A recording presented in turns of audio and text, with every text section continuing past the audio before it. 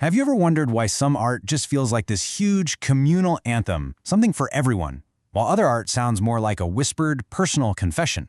Well, believe it or not, a centuries-old poetic rivalry from Persia might just hold the key to understanding all of it. So here's how we're going to unpack this incredible idea. We'll start with the two core voices, look at a fascinating real-world example, map out the concept, and then see how this pattern just goes global, revealing something amazing about the history of art itself. Okay, so the whole thing boils down to this. The Saʿdī-Ḥāfeẓ dialect. Think of it as two poles of creativity. On one side, you've got Saʿdī-like art. This is art that speaks for society, for the collective we. The artist is kind of like a moral witness for everyone. And on the other side, you've got Ḥāfeẓ-like art. This is all about personal emotion, the intimate I. The artist here is a confessor. One is basically a public sermon, the other is a private diary. So let's dive right into this tale of two voices. It's this fundamental tension, this push and pull between speaking for the community and speaking from the self. And you can find it in pretty much all creative work once you know what to look for. Now, to really bring this idea to life, we're going to look at a fantastic case study. Two of Iran's most important women poets from the 20th century. I mean, their lives and their work, they just perfectly capture this creative split. You really couldn't imagine two more different lives. First, you have Parvin.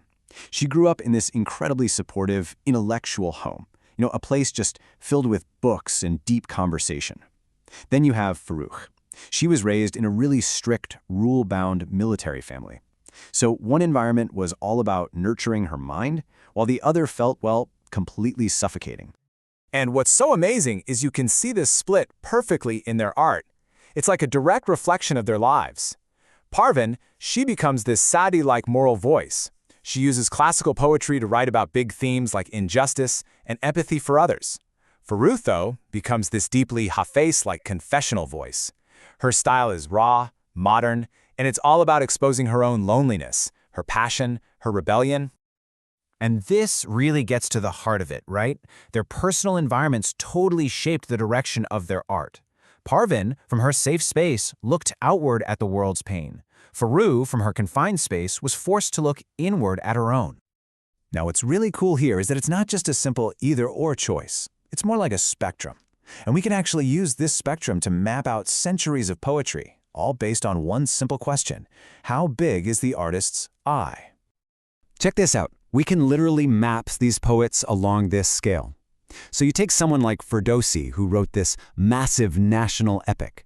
His personal I is tiny, almost non-existent.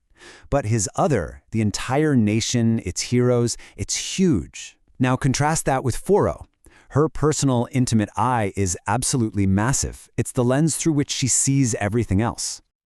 Okay, so this is where it gets really mind-blowing. This pattern, it's not just in Persian poetry. Nope, it shows up across all art forms all over the world. It's a universal concept.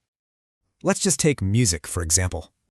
You've got your Saʿdī-like composers, like Bach, right? His music is all about cosmic order, sacred structure. It feels universal. But then you have your Ḥāfeẓ-like composers, like Chopin. Listening to his piano works feels like an intimate confession, like he's whispering his moods directly to you. It's literally the sound of the universe versus the sound of a single soul. And we see the exact same dynamic in the world of painting. I mean, just think about the incredible contrast between Diego Rivera and Frida Kahlo. Rivera painted these massive social murals about the collective struggle of a nation. He painted the we. And Frida? She painted these intensely personal self-portraits that mapped her own private pain and identity. She painted the I. And of course, no surprise here, this holds true for literature across the globe.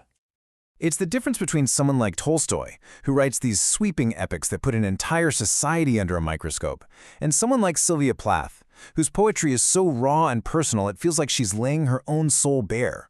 One is a diagnosis of society, the other is really an autopsy of the self. So let's zoom out. What happens when we take this idea, this oscillation between we and I, and plot it on a grand historical timeline? Well, what emerges is this magnificent pattern, what you could call art's great pendulum, swinging back and forth through time.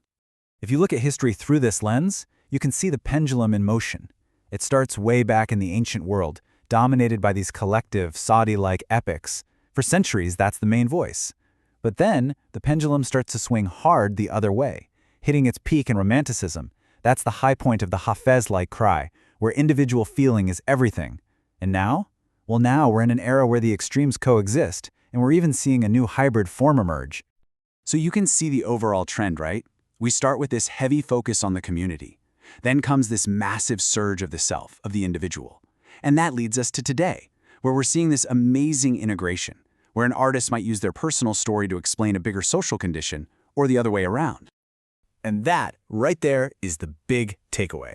This isn't just some dusty literary theory about old poems. It's a really powerful mental model for understanding the entire history of human creativity. It's like this hidden rhythm that beats beneath every song, every painting, and every story ever made. So I'll leave you with this question to think about. As you look around at the art, the music, the stories being made right now, where do you see that great pendulum swinging? Are we leaning more toward the personal confession of the I or the collective anthem of the we?